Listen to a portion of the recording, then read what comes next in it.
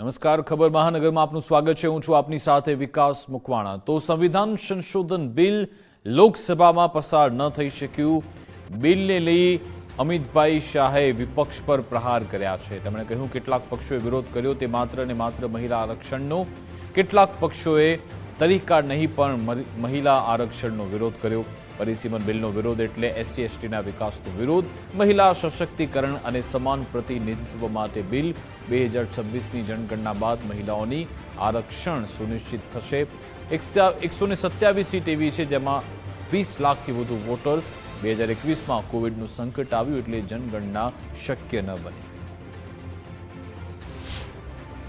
देश की मातृशक्ति को कहना चाहता हूं कि राहुल गांधी जी की अनुपस्थिति में कांग्रेस पार्टी ने जो प्रस्ताव रखा है वो एक बहुत सुहाना जाल है.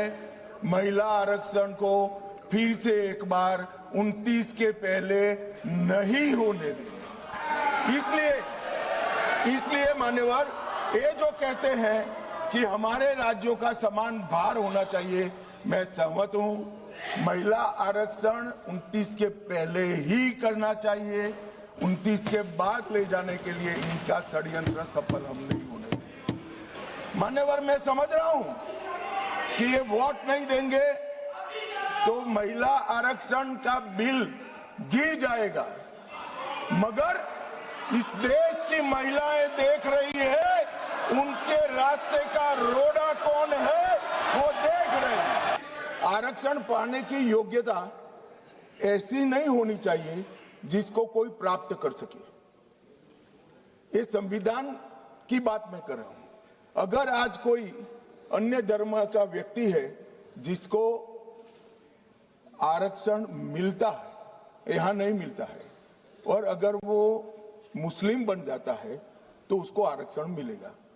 तो आरक्षण जन्म से ही मिलता है मान्यवर, किसी प्रकार से प्राप्त नहीं किया, इसलिए वहां पर उसको सील किया है.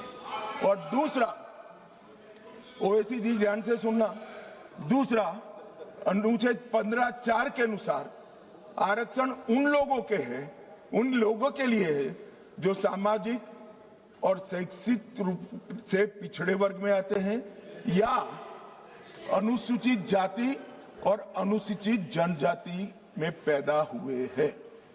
अनुच्छेद 16(4) इसके तहत आरक्षण पिछड़े वर्ग को, नागरिकों को दिया जाता है. अब संविधान में कहीं पर भी धर्म के आधार पर आरक्षण देने की मान्यता नहीं है. कांग्रेस पार्टी ने अब तक एक भी ओबीसी का प्रधानमंत्री नहीं दिया. भारतीय जनता पार्टी ने नरेंद्र मोदी और अति पिछड़ा समाज के व्यक्ति को प्रधानमंत्री बनाया. मान्यवर, इन्होंने काका साहेब कालेलकर समिति में विरोध किया. मंडल आयोग के रिपोर्ट को इंदिरा जी ने ठंडे बस्ते में डाला, और जब लागू होता था राजीव गांधी जी ने भी विरोध किया.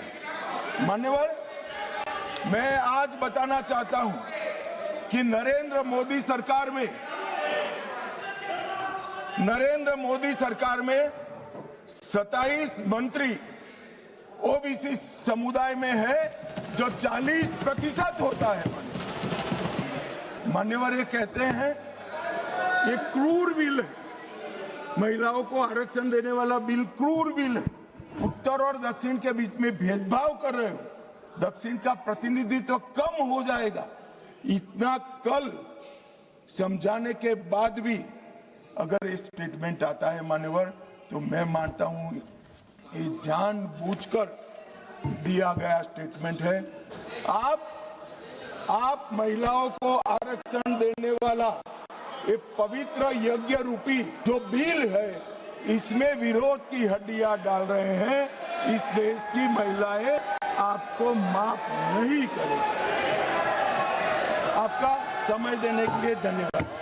कि सब सिर्फ महिला आरक्षण विधेयक का विरोध हो रहा है. हमने 370 समाप्त की साहब, उन्होंने विरोध किया. राम मंदिर बनाया, विरोध किया. सीए लाए, विरोध किया, ट्रिपल तलाक समाप्त किया, विरोध किया, जीएसटी लाए, विरोध किया, आयुष्मान भारत बनाया, विरोध किया, नया संसद भवन बनाया, विरोध किया, मत्स्य पालन सहकारिता मंत्रालय बनाया, विरोध किया, सीडीएस बनाया, विरोध किया, 3 तलाक खत्म किया, विरोध किया, नक्सलवाद खत्म किया, विरोध किया, आतंकवाद को सख्ते में डाला, विरोध किया, सर्जिकल स्ट्राइक, विरोध किया, एयर स्ट्राइक, विरोध किया, ऑपरेशन सिंदूर, विरोध। मान्यवर,